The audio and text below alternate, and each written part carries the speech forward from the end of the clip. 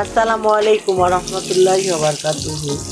দর্শক বন্ধুরা, আমি আজকে আপনাদেরকে দেখাবো ডিমের বিরিয়ানি রান্না করা।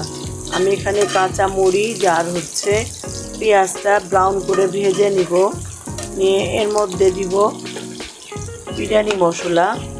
এখানে আমার আছে জিরার গুঁড়া, ধনিয়ার গুঁড়া, এলাচ, দারচিনি, কাবাব চিনি, তারপরে গোলমরিচ, তারপরে 4টা তেজপাতা, সব কিছু। এখন আমি এটা যখন ব্রাউন কালার হয়ে আসবে তখন আমি মশলাটা এর মধ্যে অ্যাড করব।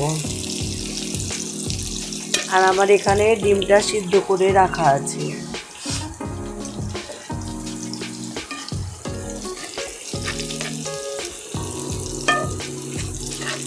আমি এটার মধ্যে এখন মশলাটা অ্যাড করে নিলাম। মশলাটা ভালোভাবে কষিয়ে নিব। মশলাটা ভালোভাবে কষিয়ে নেওয়ার পরে আমি এর মধ্যে ডিমটা অ্যাড করব।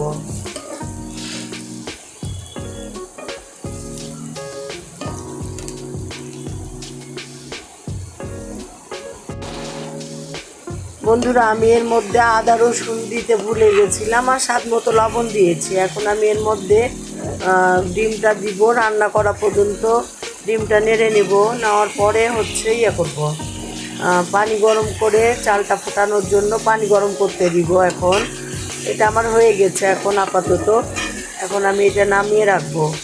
রেখে আমি দিব, পানি ফোটাইতে দিব।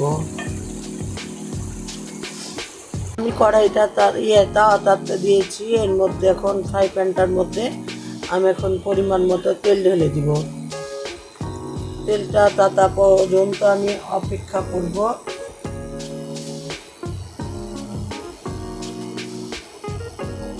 আমার তেলটা তেতে গেছে। আমি এর মধ্যে এখন পোলাও চাউলটা দিয়ে দিব।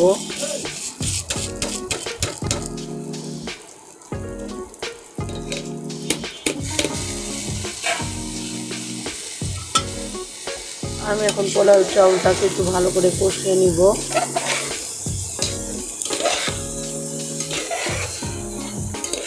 চালটা যখন ভাজা ভাজা হয়ে আসবে তখন আমি এর মধ্যে ডিমটা ঢেলে দিব।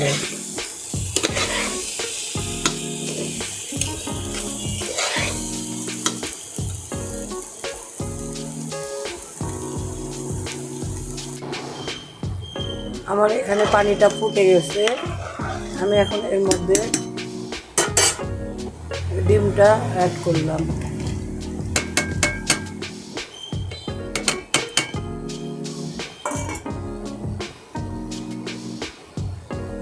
আমি এর মধ্যে এখন টক দই আর কিশমিশ মিক্স করলাম।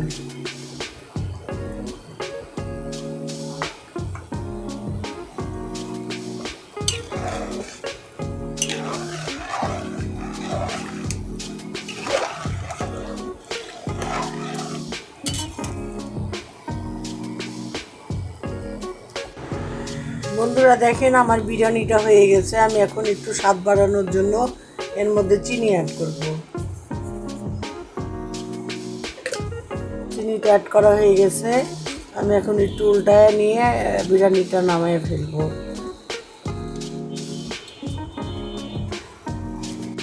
বন্ধুরা দেখেন, আমার ডিম বিরিয়ানিটা হয়ে গেছে। অনেক লোভনীয় লাগছে। আপনারাও বাসায় করে খাবেন। আর আমার রান্নাটা যদি ভালো লাগে সাবস্ক্রাইব করে দিবেন, লাইক করবেন, কমেন্ট করবেন, আর আমার পাশে থাকবেন। তাহলে আমার উৎসাহ বাড়বে। আলহামদুলিল্লাহ। আসসালামু আলাইকুম।